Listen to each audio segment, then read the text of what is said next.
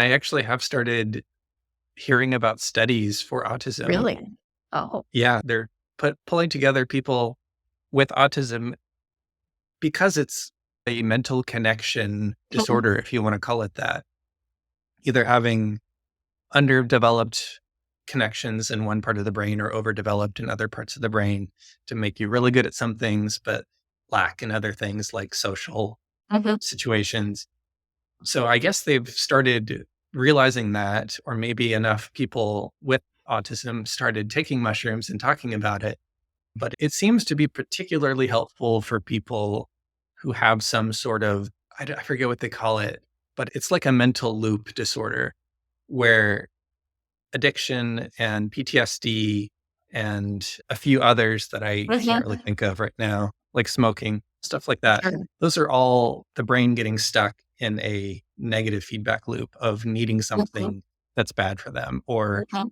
being stuck in a thought loop that doesn't support them in their goals. And you Mhm. could say autism can be partially like that, where your brain is stuck in a certain pattern that you can't really break out of yourself without a lot of therapy if it's affecting you in a way where you can't do a lot of the things you want to do in your life, either socially or otherwise. And so, not to say that it's all bad, like you and I both know that autism has really helped us in certain ways, and Mhm. we've talked about that Mhm. today.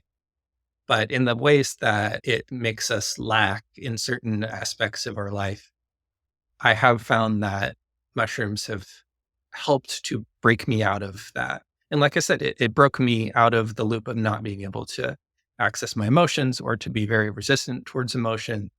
So it really does feel like shaking things up in there, like resetting all the pathways that you have laid as an adult, where you narrowed your mind into a very fixed set of guardrails, if you want to call it Mhm. that way, just to be able to cope with the way things are.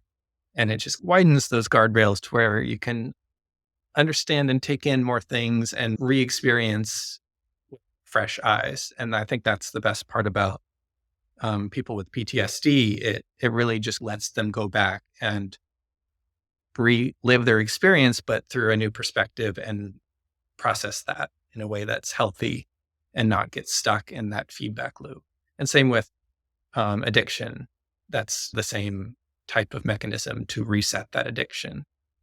And yeah, it's really interesting work. And I am looking forward to seeing where it goes.